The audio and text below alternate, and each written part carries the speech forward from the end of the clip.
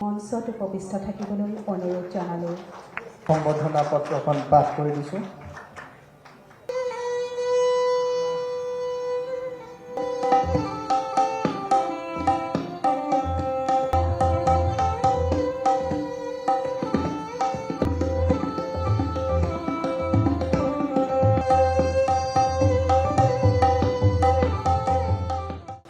আমি প্ৰত্যেক বছৰতে আমি শাস্ত্ৰীয় সংগীতৰ অনুষ্ঠান কৰোঁ প্ৰতিশ্ৰুতি ফাউণ্ডেশ্যনে, আৰু যোৱা 10 বছৰ ধৰি প্ৰত্যেক বছৰতেই আমাৰ নেশ্যনেল লেভেলৰ আৰ্টিষ্টখিনি পাৰ্ট লয়।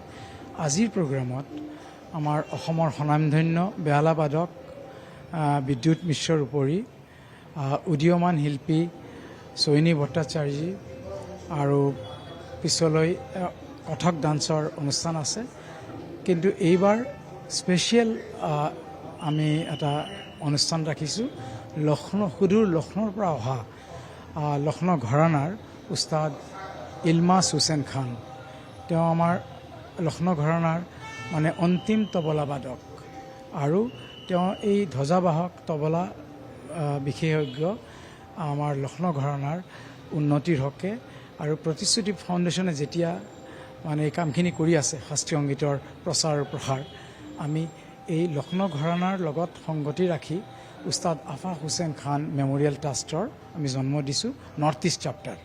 আৰু সেই আমি গোটেই ইণ্ডিয়াত নহয়, আমি বাহিৰতো প্ৰগ্ৰাম কৰিব ওলাইছোঁ।